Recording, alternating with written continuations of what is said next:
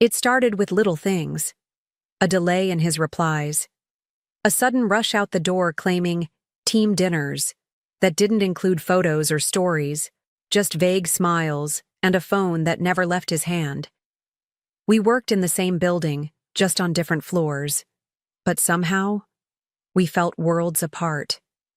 His phone was always face down now, locked tighter than a vault. And that warmth in his eyes when he looked at me? It was dimming. I wasn't sure what had changed, but something had. Then came the whispers. Not from him, of course, but from the office. Overheard elevator chatter, a slip of a name. Ashley. Young. New. Too close. People said they were always laughing a little too much in meetings, lingering a little too long near the elevators. I'd hear her name like an echo in passing conversations. But I kept my expression calm, like none of it reached me. Internally, though, I was listening to every word, every shift in energy. I didn't accuse, I didn't cry, I didn't even ask. If something was happening between them, I knew the truth would show itself, eventually. I've never believed in screaming matches or tears at desks. I believed in observation, patience, strategy. If he's hiding something, I told myself, I'll find out the right way. And deep down, I already knew.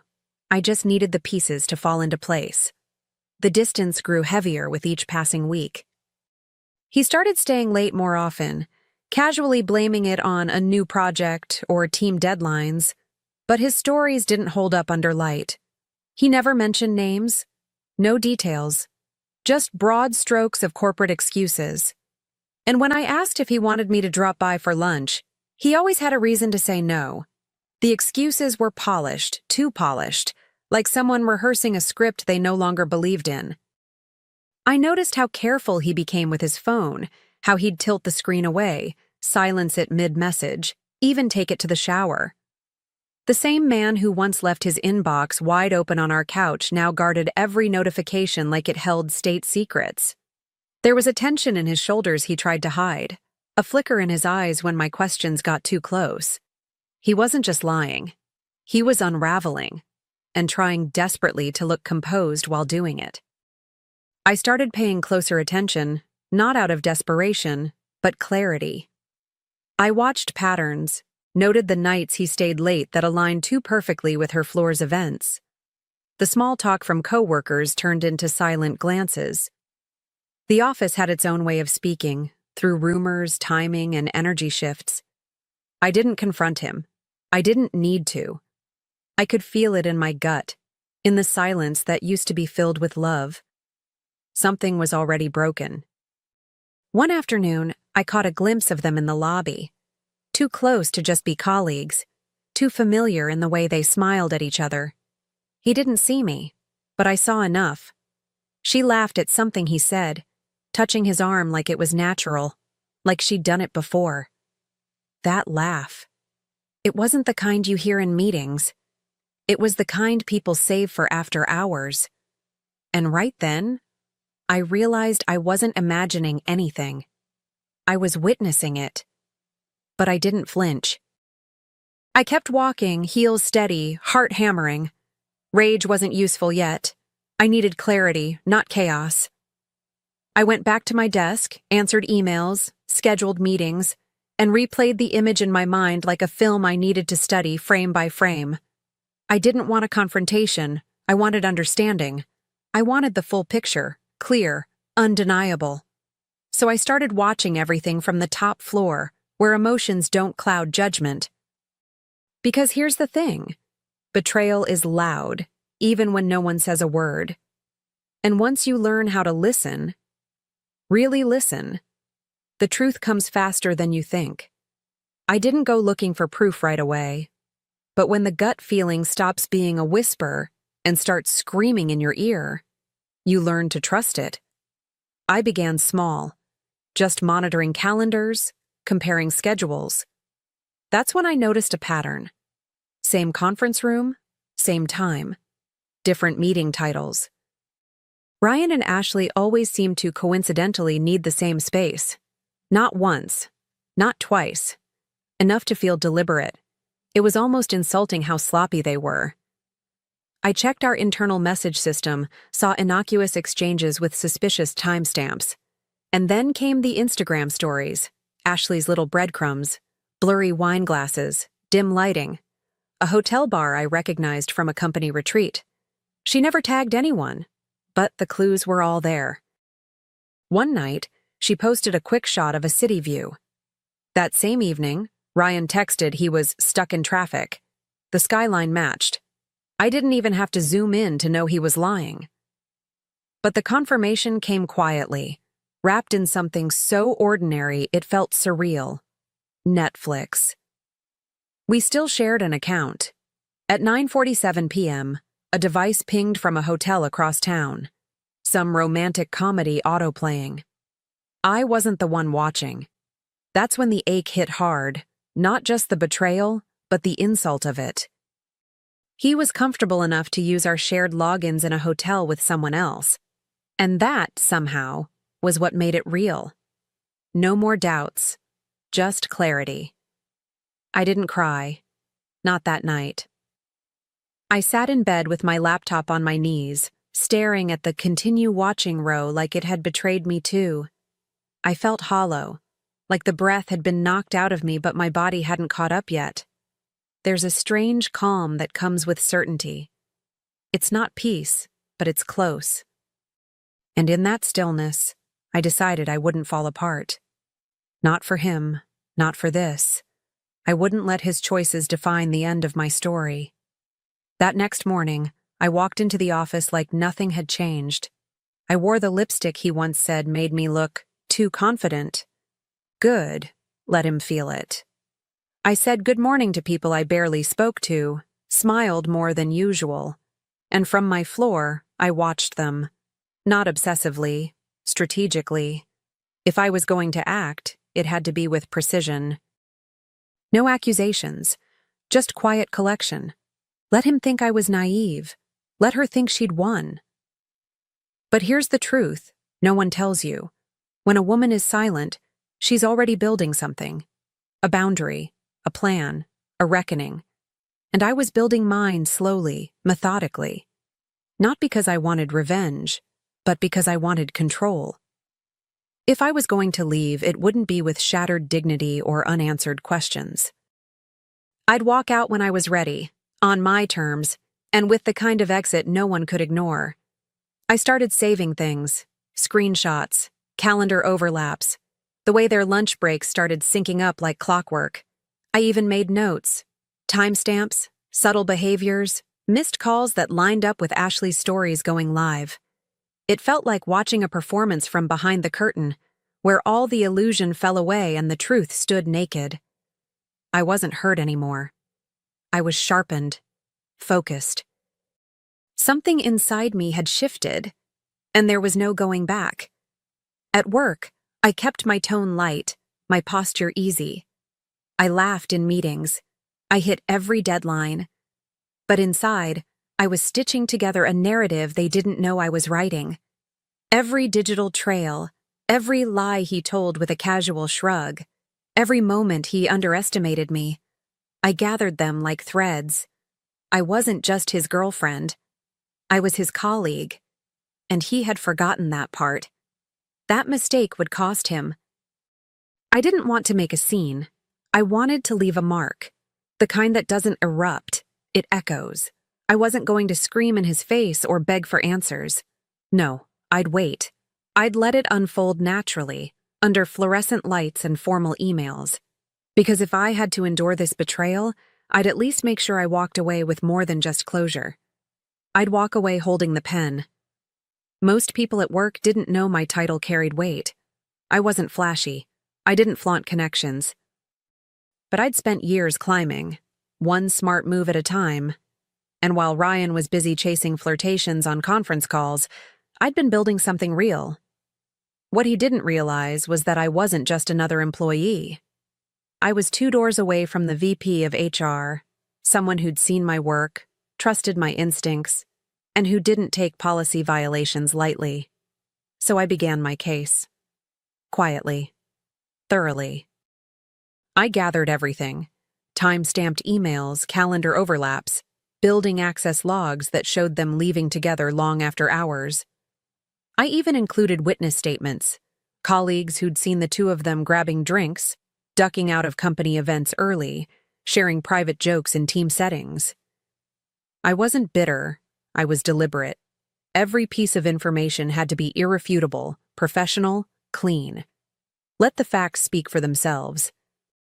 Then I found something even bigger. Ashley was referred by Ryan. At first, it looked harmless, just a name on a referral line. But when I checked our internal policy, it was crystal clear. Romantic involvement with a referred hire without disclosure, violation, favoritism, grounds for disciplinary action. Suddenly, this wasn't just personal, it was corporate. He hadn't just broken my trust, he'd broken the rules. And that gave me leverage, the kind that couldn't be ignored. I didn't rush. Timing mattered. Emotion couldn't bleed into this. It had to look clinical by the book. I drafted the report with precision, organizing everything like a lawyer preparing for trial. I attached the emails, the access logs, screenshots of internal chats. Even the hotel Netflix login, absurd as it was, had a place in the appendix. I didn't write accusations. I wrote observations, patterns, inconsistencies. And I let the story build itself through evidence. I knew how these things worked. HR doesn't act on rumors, they act on documentation, and mine was airtight. But the beauty of it all? I never had to raise my voice, not once. While Ryan thought he was getting away with it, I was already 5 steps ahead, drafting a future where I didn't just walk away, I walked taller. This wasn't about revenge anymore. It was about restoring something he tried to take from me, my dignity. I walked into the VP's office one morning with a folder in hand and a calm smile. She greeted me like always, warm, professional. She didn't expect what I handed her. I said it simply, "I thought you should be aware of this." No drama, no trembling voice, just facts. She nodded once, opened the folder, and began to read. I didn't stay to explain. I didn't need to. I knew I'd said enough, and now it was her turn to act. That afternoon, I returned to my desk like it was any other day. I answered emails, signed off on reports, joined a video call with a client in London. But under it all, there was a pulse, a quiet satisfaction humming beneath my calm exterior. No one knew what had just been set in motion. Not Ryan, not Ashley. They were still laughing 2 floors below me, unaware that the ground was shifting under their feet. I watched the office like a strategist surveys a battlefield. HR worked quietly, always has. There'd be no public spectacle, no dramatic outbursts. Just polite calendar invites and private conference room doors closing with soft clicks. That's how it's done. And when it starts, it's fast. I knew that. I also knew I wouldn't be informed of every step, but I didn't need to be. I'd already done my part. The machinery was running now, and so I waited. Not with tension, but with certainty. This was no longer a guessing game, no more gut feelings or half-truths. This was a process, professional, precise. And soon, the consequences would catch up. Not just with Ryan, but with the version of him that thought I was too soft, too trusting, too blind to notice what was happening right under my nose. It started quietly, just like I expected. A few closed-door meetings, some nervous glances. The air in the office changed. You could feel it, even if no one said a word. HR doesn't move until they're ready, and when they do, it's swift. I saw the first signs in Ryan's posture, shoulders stiff, jaw tight. He wasn't joking around with his team that morning.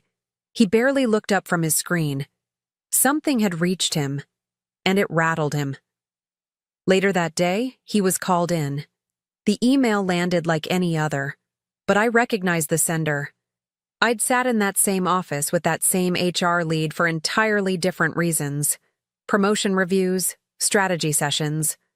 Ryan, though, walked in with the energy of a man who knew he'd been caught but was still hoping it might all blow over. I didn't watch him go. I didn't need to. But I knew the moment the interview began. Everything slowed. Then came Ashley. She looked surprised, unprepared. Security met her before she reached the HR floor. Not loud, not cruel, just firm, professional, final. She was escorted out before lunch. No announcement, just absence. A desk left in limbo, and no one dared ask why.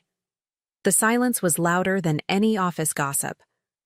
Ryan came out an hour later looking smaller somehow, like his suit didn't quite fit him anymore.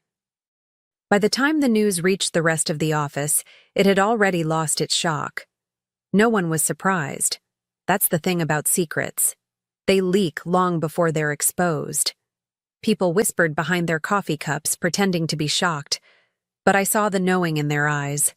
They'd noticed too. The flirtations, the late meetings, the slip-ups. No one said my name, but they all looked at me differently now, with a quiet respect. Ryan wasn't fired, not officially. But he might as well have been. His title was stripped, his projects reassigned, his calendar cleared. The access badge that once opened half the building was reprogrammed to a single wing. He no longer sat in executive briefings. No more travel. No more clients. Just spreadsheets and damage control. He kept his head down. He didn't come near me. And honestly, that silence was louder than any apology he could have offered. I walked past his desk that afternoon. He didn't look up, but I saw his screen, an empty inbox blinking, no new meetings scheduled. I smiled softly to myself, not out of cruelty, but because something had finally shifted back into balance. There's a power in knowing you didn't have to raise your voice to be heard. That sometimes consequences arrive not with fireworks, but with quiet, irreversible decisions made behind polished office doors. I returned to my desk with a fresh coffee and a calm heart. No one said a word, but I could feel their eyes. Not with pity. No, that moment had passed. What they saw now was control, composure. I answered emails, sent off a quarterly report, even laughed on a call with a longtime client. My world hadn't ended. It had recalibrated. And the best part? I hadn't stepped out of line once. I'd played by the rules. He hadn't. I passed Ashley's empty desk on my way to the break room. Her chair was still slightly pulled out, like someone had left in a rush. Her plant remained on the windowsill, wilting. It struck me as poetic in a way. Something brought in with so much energy now left behind to rot in sunlight. I didn't touch it. I didn't need to. That space, like the relationship they tried to build behind my back, had already died on its own. People underestimate quiet women. They mistake our stillness for passivity, our calm for weakness. But I've learned there's strength in subtlety. I didn't yell. I didn't cry. I delivered consequences in silence, wearing heels and a polite smile. And Ryan? He learned the hard way that betrayal doesn't always come with a slam of the door. Sometimes it walks right past you like you don't even exist. That night, his message came in like a final flicker from a dying match. Why would you do this? 4 words, no punctuation, no apology, just bewilderment, as if I'd blindsided him. I stared at the screen, almost amused. He still hadn't figured it out, hadn't realized this wasn't revenge. It was a response, a mirror, a consequence. I typed slowly, deliberately. I didn't cheat. I didn't lie. I just responded. And then I turned off my phone. There was a quiet relief in that moment, something weightless, like unclenching a fist you didn't know you'd been holding. I didn't expect closure from him. I didn't want it. The closure came from the choices I made, from the control I reclaimed, from knowing I never stooped to his level. While he unraveled, I had already moved on, in heart, in mind, in purpose. All that remained now was the next chapter, one that didn't include him. Weeks later, I accepted an offer from a competing firm, more flexibility, better pay, and most importantly, respect. The VP herself had given me the glowing referral. "They'd be lucky to have you," she said. And for the first time in a long time, I believed it. Not because I needed validation, but because I'd earned it. I'd survived a betrayal, yes. But more than that, I'd proven something to myself. That I could rise, even when someone tried to pull me under. On my last day at the company, I took one final walk through the building. Not out of nostalgia, but as a quiet goodbye to the version of me who used to shrink herself. I passed familiar desks, nodded to old teammates, held the door open for someone who never learned my name. I wasn't sad. I wasn't bitter. I was ready. This place had been part of my story, but it wasn't where it ended. I was choosing what came next. As I stepped outside, the air felt different, cleaner somehow, lighter. I paused at the edge of the plaza, glancing back one last time. That's when I saw him. Ryan. Leaning against the wall near the loading dock, cigarette in hand. He looked tired, hollow. There was a slump to his shoulders I didn't recognize.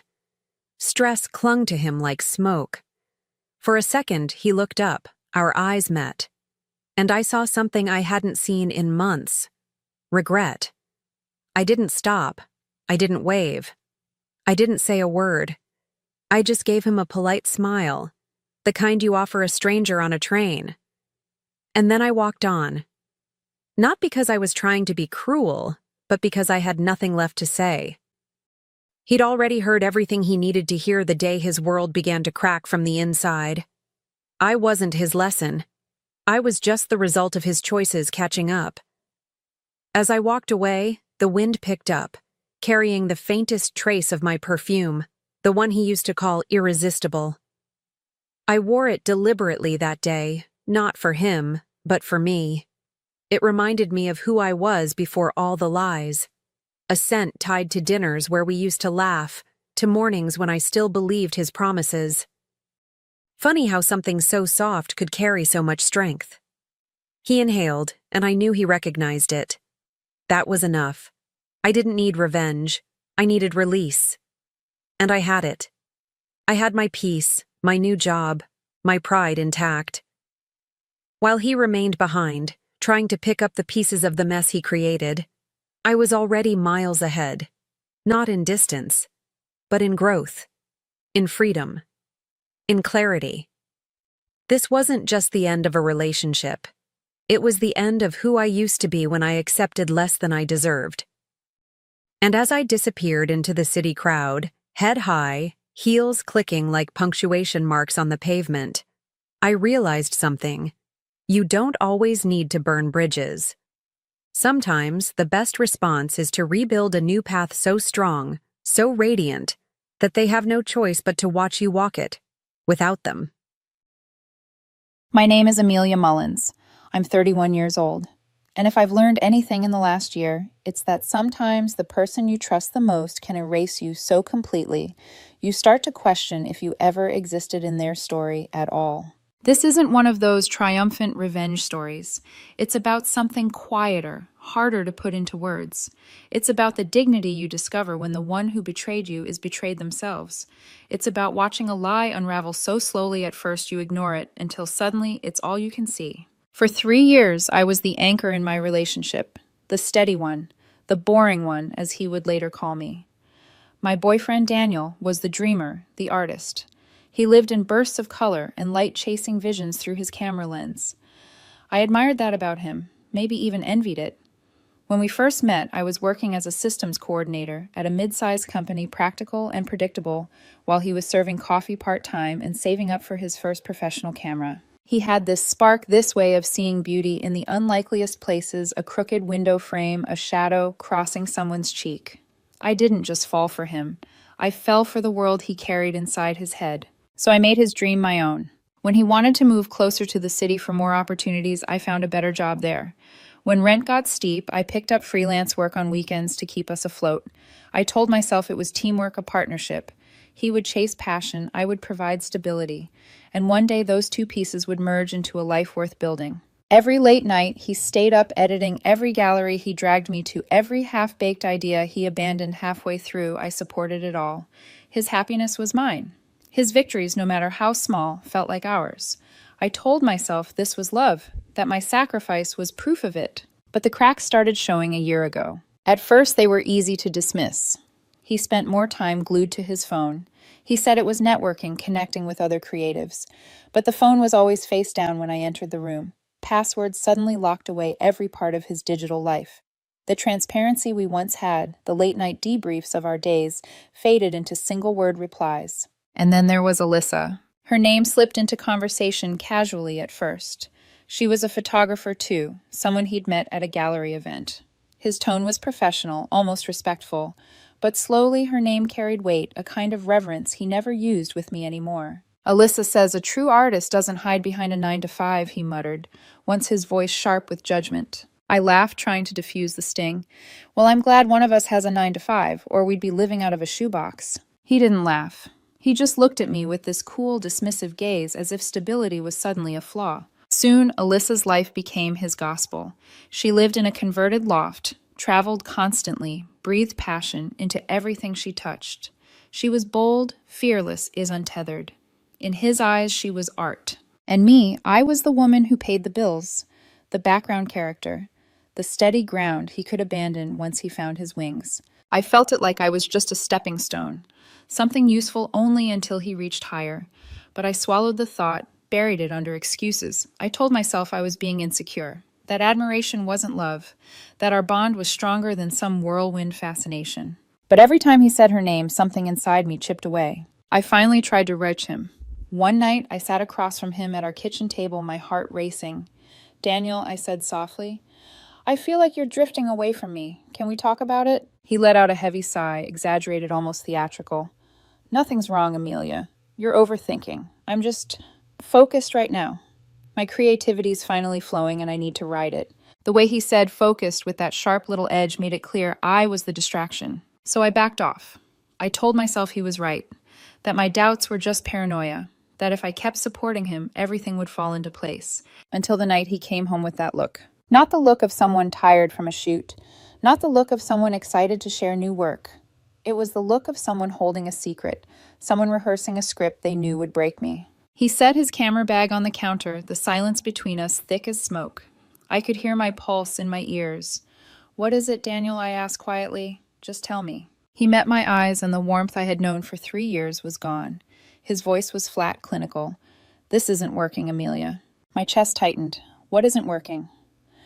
"We can fix it. Just be honest with me." He ran his hand through his hair, avoiding my gaze.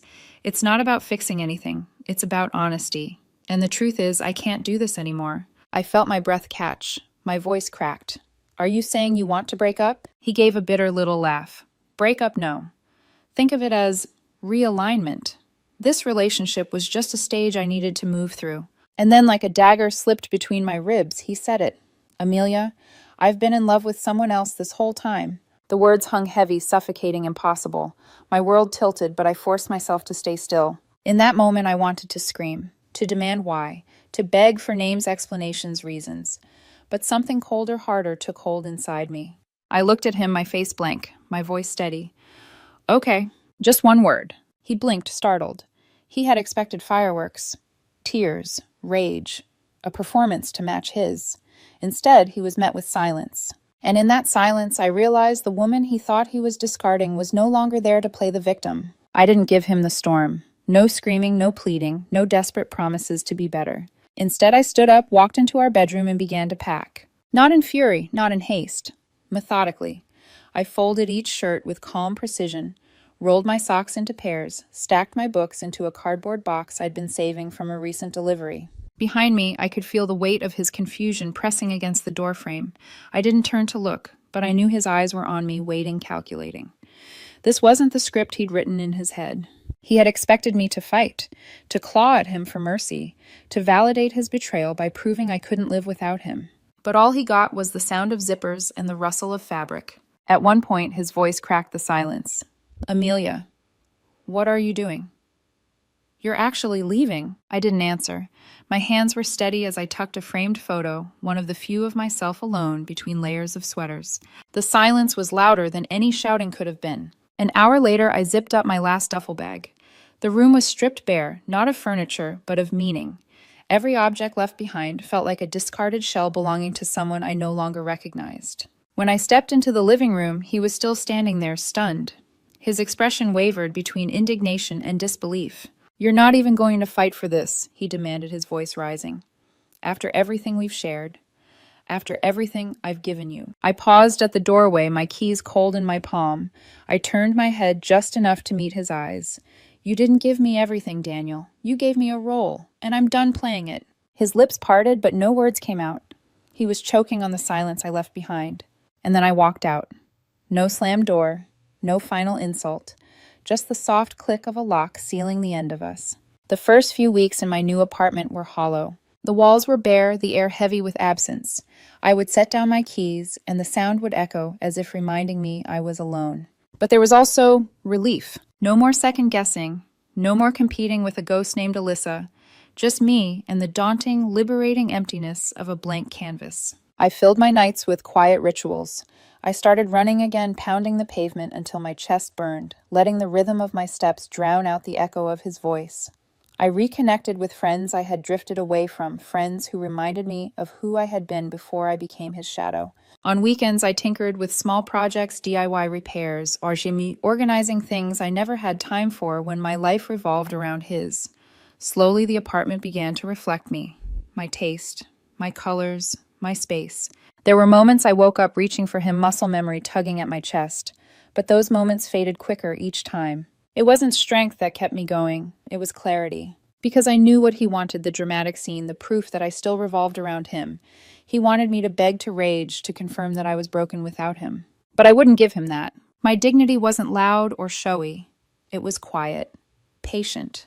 The dignity of walking away without leaving a trace of the wreckage behind. One night, I stood by the window of my tiny apartment, looking out at the city lights, the hum of traffic below, the flicker of neon signs. The life moving on without me, it all felt foreign, yet oddly comforting. And in that moment, I whispered to myself, he didn't leave me. He set me free. The words settled into me like a promise, and I believed them. 6 months passed. 6 months of quiet rebuilding. 6 months of relearning how to live a life that belonged to me, not to someone else's dream. My apartment didn't echo anymore. It breathed. I had plants on the windowsill that tilted toward the morning sun, framed photos of hikes I'd taken alone, a small desk where I started sketching again, something I hadn't touched since college. The silence that once felt suffocating had become a balm. So when my friend Marisol suggested we grab a drink one Friday night, I almost said no. I'd grown protective of my peace. But something told me it was time to test myself, step back into the world that had once revolved around Daniel. The bar was loud, filled with laughter and clinking glasses. I hadn't been in one since before the breakup. Sitting there with Marisol, I felt almost normal until she hesitated, her eyes flickering with something unspoken. Amelia, she said carefully, fingers tracing the rim of her glass. Have you heard about Daniel? The name landed like a pebble in still water, sending ripples across my chest. I hadn't spoken it in months. I shook my head. No, I don't keep up with him. Marisol exhaled as though she'd been bracing herself. Well, you should know. Alyssa, she's engaged. I blinked, engaged to Daniel. Her face softened with something between pity and disbelief. No, to someone else. Another photographer she met in LA. He proposed last week. For a moment, I thought she was joking. The irony was too sharp, too cruelly perfect. But the seriousness in her eyes told me otherwise. And Daniel, I asked quietly, my voice calm, detached. Falling apart, she said. Completely blindsided. Alyssa cut him off. Ghosted him.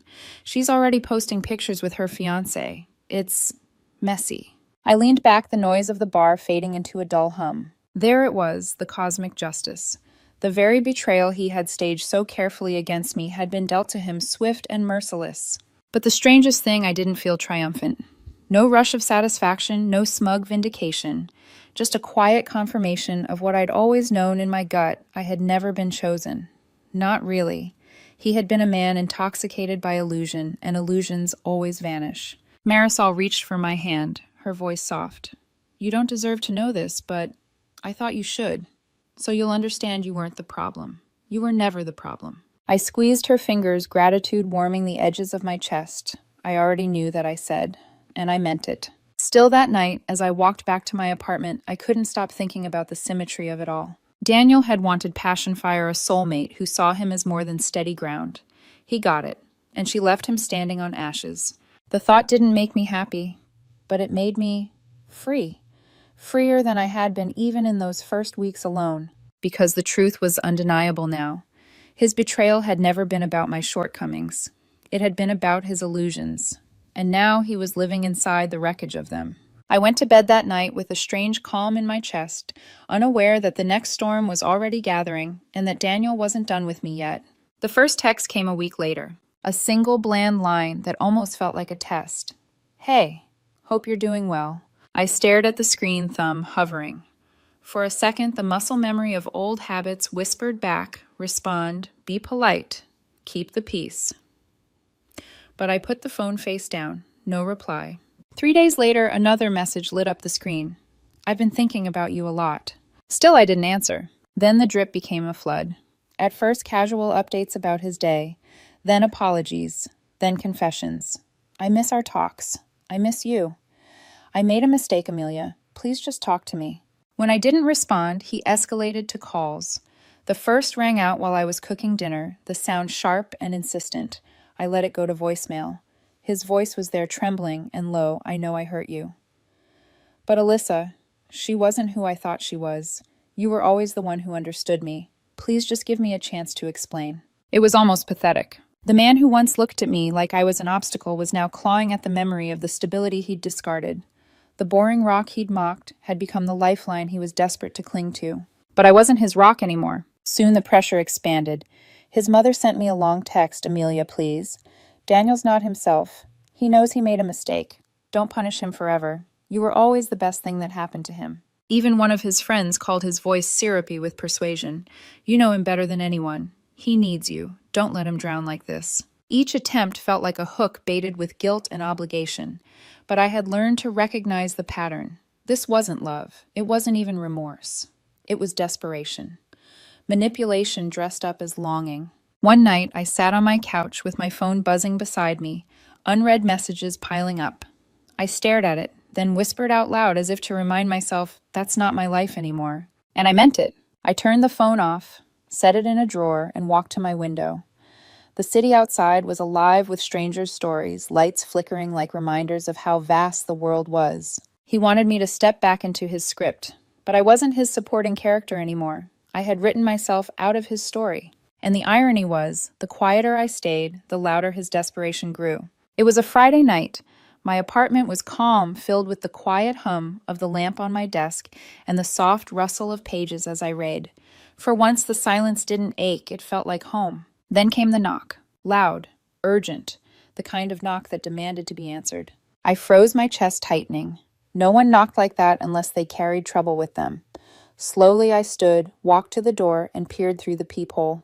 It was him, Daniel. His hair was unkempt, his eyes bloodshot, his posture slouched, as if the weight of the world had finally crushed him.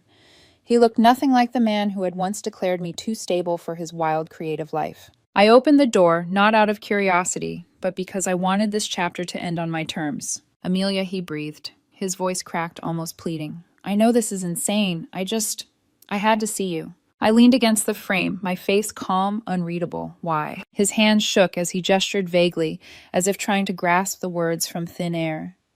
Alyssa. She wasn't who I thought she was. She left me. She used me. And the whole time I kept thinking about you, about what I threw away. I tilted my head, studying him like a stranger. That sounds awful, Daniel, but why bring it to me? Because you're my rock, he said quickly. Desperation spilling from every syllable. You always were. You understood me. You kept me grounded. I was a fool, Amelia. Please, I need you. There it was, the performance he'd expected from me months ago. The begging, the raw confession, the admission of loss. Only this time the roles were reversed. I stepped back, putting distance between us. My voice was steady, almost cold. No. You don't need me. You need the version of me you left behind, and she doesn't exist anymore. His face crumpled, confusion and panic flashing in his eyes. What are you saying? You don't forgive me. I met his gaze unwavering. I'm saying I built a life without you. And it's a life I won't compromise again. You chose her, Daniel. And that choice doesn't vanish just because it burned you. He shook his head, tears streaking down his cheeks.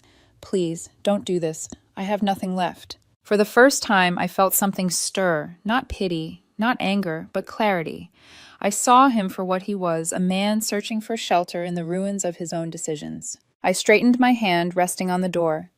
You're right about one thing. You have nothing left, and that's not my problem. His mouth opened, but before another word could escape, I closed the door. The sound was quiet, almost gentle, but it was absolute. On the other side, I heard a muffled sob, then footsteps retreating down the hall.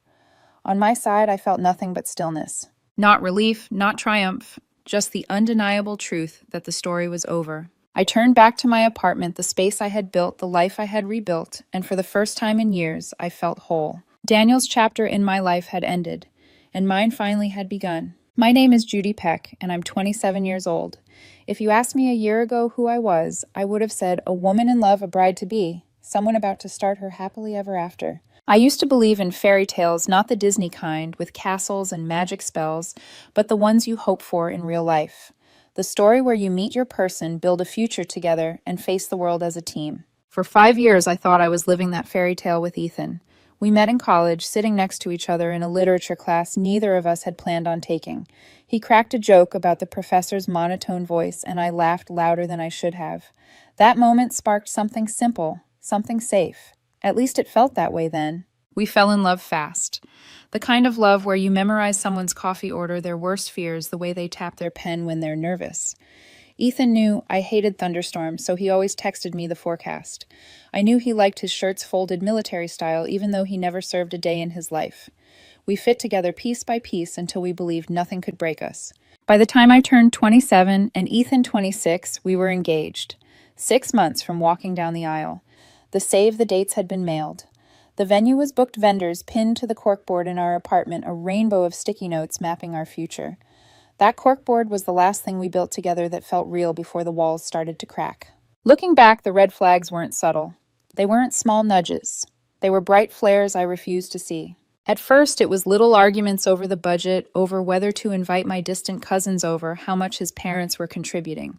That's normal, I told myself. Wedding stress, nothing more. But then came the silences. Ethan started spending long hours on his phone, grinning at messages I couldn't see. When I'd ask who it was, he'd shrug and say, just a friend.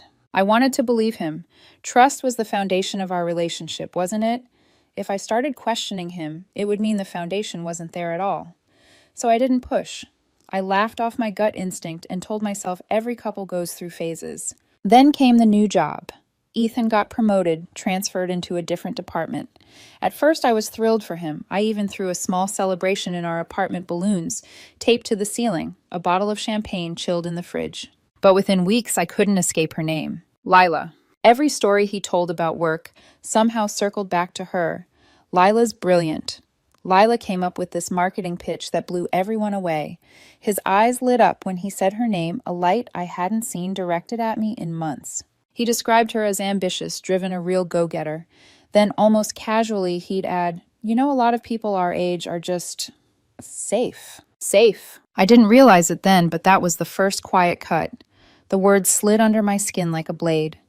Was I safe? Predictable.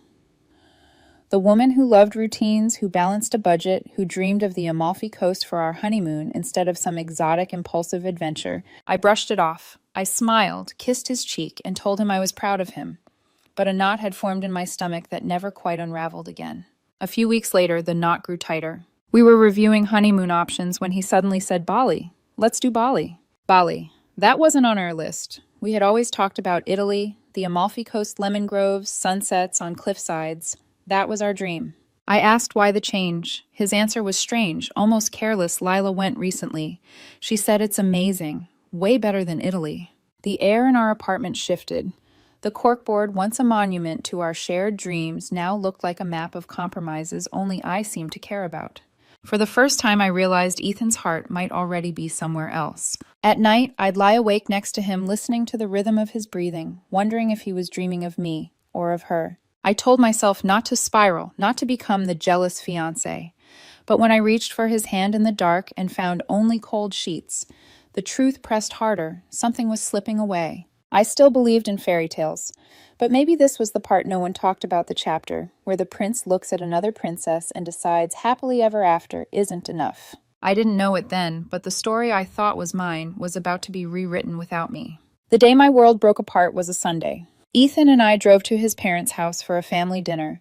I remember staring out the passenger window, the late sun sliding across the glass, feeling an unease I couldn't name. The air in the car was heavy with silence. He scrolled his phone at every red light, grinning at messages I didn't dare ask about anymore. When we pulled into the driveway, I forced a smile. His mother had gone all out roast beef, mashed potatoes, homemade apple pie. A table set like a holiday. The warmth of it should have comforted me, but instead it pressed on my chest like I was performing in a play I didn't audition for. Dinner started light. His father asked about work, his mother bragged about Ethan's promotion, and I did what I always did, smile, nod, keep the peace. I thought I was doing well.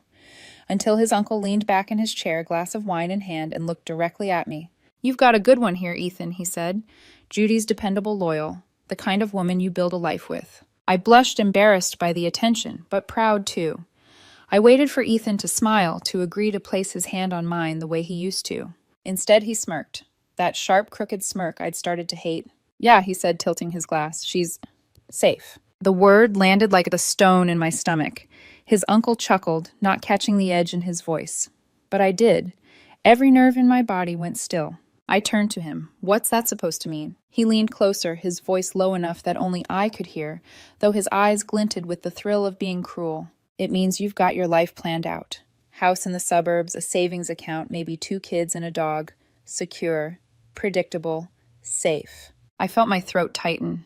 And that's a problem. He didn't flinch. He didn't soften. Instead, he gave a hollow laugh, then whispered words that froze the room around me. "I don't want safe, Judy. I want more. That's why I've been seeing Lila." The world tilted. The voices of his family blurred into static. I could hear forks against plates, his mother fussing in the kitchen, but it all sounded 1,000 miles away. What the words scraped out of me barely audible. He leaned back casual, as if confessing a parking ticket. Exactly what it sounds like. We clicked. She's ambitious, exciting. She wants to live big, not just exist. I sat paralyzed, the engagement ring on my finger, suddenly burning a shackle of humiliation. My pulse roared in my ears, drowning out the clatter of the dining room. "You're joking," my voice cracked, desperate for denial. But he shook his head, that smug smirk widening. "I'm not going to apologize for it. It was a mistake, sure, but a necessary one. Showed me what I was missing." Something in me cracked. The girl who believed in fairy tales, who built corkboards of dreams, who defended his silences, she shattered right there at that dinner table. And Ethan didn't stop. He leaned in again, like delivering the final blow in some twisted performance. "We're on different paths, Judy. You're happy with normal. I need more." His mother called from the kitchen. Desserts ready. Ethan straightened, smoothed his shirt, and smiled like nothing had happened. He got up to help her carry plates, leaving me frozen in my chair, invisible. The smell of apple pie drifted into the room. His uncle poured more wine. His sister scrolled on her phone. Life around me kept moving, while mine had just collapsed in silence. I didn't cry. I didn't scream. I simply stood slow and deliberate, like moving through water. My hand slid the wedding binder off the side table. I pulled my half of the plans from the pocket and placed it neatly on the arm of the couch. Then I slipped off the ring, that heavy mocking band of gold. I set it down beside the binder. And with a calm I didn't know I possessed, I walked out the front door. The sound of laughter and cutlery followed me down the hallway like an echo from another life. The walk to my car felt endless. Every step was heavier than the last, but my body kept moving, because staying meant suffocating. I slid into the driver's seat and gripped the wheel. My chest rose and fell, but no tears came, no screams. Just a cold, hollow silence, as if every emotion had been scraped clean out of me. The fairy tale was dead, and Ethan had buried it with a smirk. The hours after that dinner blurred together like a film reel playing too fast.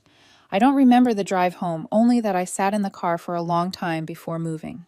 My hands were clenched so tightly around the steering wheel that my knuckles turned white. The apartment was dark when I stepped inside. Our apartment. The place where we had mapped out a future where the corkboard of dreams still hung above the desk, mocking me. I switched on the light and stared at it. Flight confirmations we never booked. Fabric swatches for bridesmaids' dresses. A Polaroid of us smiling at the venue tour. All of it felt like artifacts from a life that no longer belonged to me. I grabbed a cardboard box from the closet. The sound of it scraping against the floor felt like the start of a ritual. I began gathering his things, his cufflinks, his gym bag, the cologne that lingered too strong in the bathroom. Every item I placed into the box was a cut, severing me from the illusion of us. The apartment, once alive with our routines, quickly became a hollow museum. A toothbrush left on the counter, a pair of sneakers by the door, relics of a man who had already moved on long before he confessed. I moved mechanically because if I stopped, I might break. When the boxes were lined neatly by the front door, I sat on the couch and stared at them. It looked too tidy, too final, like I'd been preparing for this all along. Maybe deep down I had. The next morning I made the calls. The venue first. The woman on the phone sounded shocked, then awk, peckly sympathetic. "I'm sorry to hear that," she said, her voice soft. "I'll process the cancellation." Then the caterer, the photographer, the DJ. Each call chipped away at me. Each polite voice on the other end reminded me of the life I was dismantling piece by piece. When I finally hung up the last call, the silence in the apartment roared. There were still 2 calls left. The hardest ones. My parents. I dialed my mother's number with trembling fingers. She picked up on the second ring, her warm voice immediately sensing something was wrong. "Judy, honey, what's happened?" The words caught in my throat. "The wedding? It's off." Silence. Then a sharp inhale. "What do you mean? Did you and Ethan?" "He ended it," I said quickly before the tears could come. There's someone else." The weight of the words nearly crushed me, but my mother's voice steadied. "Oh, sweetheart." Her tone was layered with heartbreak and fury. "Come home. You don't need to explain. Just come home." I promised I would visit soon, but not tonight. Tonight I needed to finish the severing. The last call was the one I dreaded most, Ethan's mother. She answered cheerfully, unaware of the wreckage. "Judy." "Did Ethan finally confirm the caterer? I've been reminding him all week." I closed my eyes. "No, Mrs. Hayes. I'm calling to tell you, there won't be a wedding." The line went silent. I could almost hear her heartbeat in the stillness. "What happened?" she finally whispered. "Ask your son," I replied. My voice was calm, almost detached. "I wish you well." I hung up before she could ask more. It wasn't my responsibility to explain her son's cruelty. That night, I sent Ethan the only message I would ever write to him again. "Your things are at the door. The wedding is canceled. Goodbye, Ethan." I placed my phone face down on the desk and turned the ringer off. For the first time in 5 years, I wasn't waiting for a reply. The silence pressed in on me, cold and vast. But within that silence, there was a strange kind of peace. The woman who had once believed in forever with Ethan no longer existed. She had died at that dinner table, smothered by his smirk and his betrayal. And in her place was someone else. Someone I didn't know yet, but someone who would not beg, would not break, and would not look back. The unmaking of a life was complete. All that was left was to start again. The weeks after the breakup stretched into months. At first, every day felt like trudging through mud, slow, heavy, exhausting. But time, as it always does, carried me for peck. I poured myself into routine. The gym in the mornings, work during the day, long walks in the evening. Silence became less suffocating and more like a shield. My apartment, stripped of Ethan's things, echoed at first. But gradually, it began to sound like mine again. For a while, I didn't think about him. Not consciously, but the world has a cruel way of serving news you never asked for. It began with small things. A mutual friend trying to tread carefully messaged me one night. "Hey Judy, I'm really sorry about everything. I heard Ethan and Lila are complicated right now." I read it twice, then set the phone aside. I didn't reply. I didn't need details. But a seed of curiosity had been planted. A few weeks later, I saw them. It was at a friend's birthday party. I almost didn't go, afraid of pitying looks and whispered questions. But something inside me wanted to reclaim the space, to prove to myself I wasn't defined by his betrayal. The party buzzed with laughter and music when I spotted them across the room. Ethan, dressed in a sleek suit that looked almost too expensive, stood with Lila draped over his arm. She laughed loudly at every joke, her voice pitched just a little too high, her hand clutching his sleeve like she needed the world to see. For a moment, the sight of them together stung like salt in an open wound. But then I looked closer. Ethan's smile was wide, but it didn't reach his eyes. His phone buzzed constantly in his hand, and each time he glanced at it with an edge of desperation. He wasn't enjoying the party he was performing, putting on a show. And Lila, she was radiant on the surface, but her laughter had a brittle edge. Her gaze flicked around the room, searching, measuring. She looked less like a woman in love and more like an actress terrified of losing the spotlight. I kept my distance, but whispers carried. Two women near me lowered their voices, not knowing I could hear. She complains about money all the time. He says he has investors, but no one's actually seen proof. Their words trailed off when Lila passed by, her perfume heavy in the air. But the damage was done. The cracks were showing. Later that night, I found myself outside on the balcony, breathing in the cool air, trying to calm the storm inside me. A friend joined me, hesitant. "I know you don't want to hear about him," she began softly. "But people are starting to wonder. He's living big, but no one knows how. It doesn't add up." I nodded, saying nothing. Inside, though, something shifted. For months, I had carried the humiliation of being left behind. But watching them, listening to those whispers, I realized the roles were reversing. They weren't untouchable. They weren't golden. They were fragile, standing on a glass floor, already splintering beneath them. And me, I was still standing. For the first time since the dinner that destroyed me, I felt a flicker of something I hadn't dared to hope for. Not revenge, not triumph. Strength. The storm that had once swallowed me was now circling them, and I was watching from a distance, untouchable. It happened on a Thursday evening. I was sitting at my kitchen table sipping tea after a long day when my phone buzzed with a notification. At first, I ignored it, but then another came, and another. Texts, headlines, messages lighting up the screen like sparks in the dark. When I finally picked it up, the words hit like a punch to the chest. Local entrepreneur Ethan Hayes indicted for securities fraud. I froze, staring at the screen. The article was brutal in its detail. Ethan had been raising money for a company that didn't exist. Promises of investments, glossy presentations, fake contracts. For years, he had been spinning illusions, and the lifestyle that once seemed ambitious and dazzling was nothing more than smoke and mirrors. The suits, the trips, the expensive dinners with Lila, it was all stolen from people who had trusted him. And Lila, her name was in the article too. Complicit, they called it. Not as deeply involved as Ethan, but implicated nonetheless. The glamorous partner now reduced to a footnote in a scandal. I set my phone down and leaned back in my chair, staring at the ceiling. No anger, no gloating, just quiet. It was as though a storm had finally broken far away and I could only hear the distant thunder. I thought back to that night at his parents' dinner table, the smug look on his face, the way he said he wouldn't apologize, the way he called me safe, like it was an insult. And now, safe was freedom. Safe was peace. Safe was not standing in the wreckage of a ruined empire built on lies. The next morning, I walked to a cafe near my office. I ordered coffee and sat by the window, watching people hurry past with their own lives, their own secrets. For the first time in months, the air around me felt light. My phone buzzed again. This time from friends, acquaintances, even people I hadn't spoken to in years. Everyone wanted to know if I'd seen the news. I responded to only one, a simple message. Yes, I saw. I'm fine. Because I was. Ethan's collapse wasn't my victory. It wasn't even my fight. It was the natural end to the choices he made, the lies he told, the life he built on shifting sand. Justice had come not with sirens and handcuffs I witnessed firsthand, but with headlines and whispers spreading like wildfire. I didn't need revenge. I didn't need to lift a finger. The world had done it for me. As I sipped my coffee, I realized something I hadn't felt in a long time. Relief. Not the desperate kind that comes from hoping someone will come back, but the steady kind, the kind that comes when you finally know the storm that once consumed you has moved on, and this time it isn't coming back. The fairy tale he left me for had turned into a nightmare. And I was awake. It started with a text. Hey, Judy. I know this is a long shot, but it's me. I'm sure you've heard about what happened. Things are really bad right now. I need someone to talk to. I stared at the screen, thumb hovering.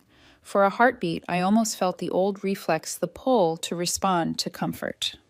That was who I used to be, the woman who soothed him when he failed, who believed his half-truths. But that woman was gone. I set the phone down. No reply. The next day, another text, then another. I feel so stupid. I made a mistake, Judy. I'm so sorry. You always listen to me. Can we talk? The words were hollow. They weren't apologies for betrayal. They were pleas for a soft landing. For someone to catch him now that the world had turned its back. I ignored them. Silence became my answer. Days later, the tone shifted. Are you just going to ignore me after everything I thought you were a decent person? I know you're seeing these. This is low, Judy. Real low.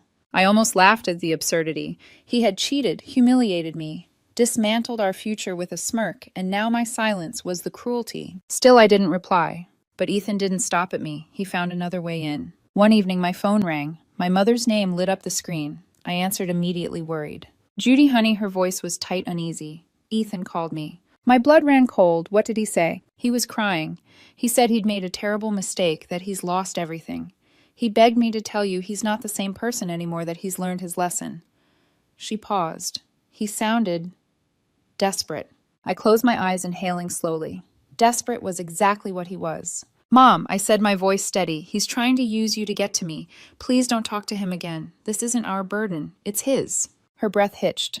I just didn't know what to say. Say nothing, I answered firmly. Block his number. Don't let him drag you into this. I've moved on and you need to as well. There was a silence on the line. Then her voice softened, full of pride. You've become so strong, Judy. I'll do what you say. When I hung up, I sat in the quiet of my apartment, hands folded in my lap. Ethan's world had collapsed and he was clawing at the wreckage, trying to pull me back into the ruins with him. But I refused.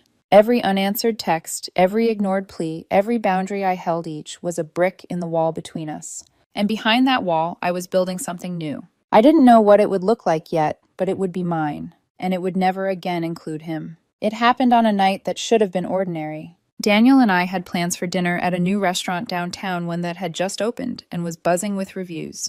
We walked in hand, laughing about something silly he'd said in the car. For the first time in what felt like forever, I was light, free. And then I saw him. Ethan. He sat near the entrance at a small table alone. No suit this time. No polished confidence. Just a man hunched over his phone, his face pale, his eyes hollow. He looked smaller than I remembered. My steps faltered, but Daniel squeezed my hand gently. You okay? He whispered. I nodded. Yeah, I'm fine. We were led to a table across the room. I told myself I wouldn't look again. But when I glanced up, his eyes were already on me. Wide. Shocked. He saw Daniel. He saw me smiling. And in that instant, the roles shifted. The man who once smirked as he told me he wanted more, now stared like a ghost who'd just realized what he'd lost. Minutes later, he stood and started walking to peck us. Daniel noticed. Do you want me to? No, I said softly. Let me handle this. Ethan stopped at our table. His eyes darted between us, his hands trembling slightly. Judy, can I talk to you? Just for a minute. Alone. I looked at him, calm, my face a mask of composure. Then I gestured to Daniel. Ethan, this is Daniel. Daniel, this is Ethan. Ethan flinched at the formality, like a door slamming shut. Please, he whispered, leaning closer. Things are bad. Lila's gone. My family won't even pick up the phone. His voice cracked. I'm so alone. I miss you. I miss us. For a long moment, I studied him. The man who once mocked my stability, who threw away our future with a smirk, now stood before me, begging for scraps of mercy. I drew a slow breath. The woman who wanted to marry you doesn't exist anymore, I said evenly. She died the night you told her you weren't sorry. His face crumpled, but I didn't stop. The woman standing here now has a new life, a new plan, and she's never been happier. I glanced at Daniel, whose hand rested steady on mine. Judy, please, Ethan whispered, his voice desperate, raw. You don't understand. I cut him off, my tone final. I do understand. And I genuinely hope you find whatever it is you're looking for, but it isn't here, and it will never be with me. The restaurant buzzed around us, clinking glasses, quiet laughter, the hum of conversations. But between us, silence stretched sharp and unyielding. Ethan opened his mouth again, but no words came. His eyes glistened, his shoulders sagged. He looked like a man finally realizing the cost of his choices. I turned back to Daniel, resuming our conversation as if Ethan had already left. My voice was steady, calm, warm. After a long, painful pause, Ethan stepped back. He lingered for a moment, then turned and walked away. I didn't watch him go, because the chapter was closed, and I was done rereading it. After that night at the restaurant, something inside me shifted for good. I had braced myself for years against the ghost of Ethan, his betrayal, his absence, his shadow over my life. I had feared that no matter how much I rebuilt, some part of me would always ache, always wonder what might have been.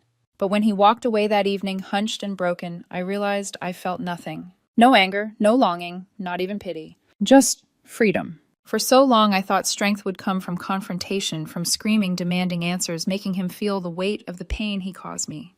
But in the end, my silence had been louder than any words. My refusal to go back, my refusal to even dignify his pleas, with a response that was my revenge. And it was enough. In the weeks that followed, I found myself laughing more. Daniel and I explored new restaurants, took weekend trips, filled our days with small, ordinary joys that felt extraordinary because they were ours. My friends said I seemed lighter, my smile brighter. I think they were right. Sometimes, though, I would catch myself remembering. Not the love, not the pain, but the lesson. I had once believed that fairy tales ended when someone chose another over you. That betrayal was the final page. But I know now that's not true. The real ending comes when you stop letting their choices define your story. When you reclaim your voice. When you build your own future.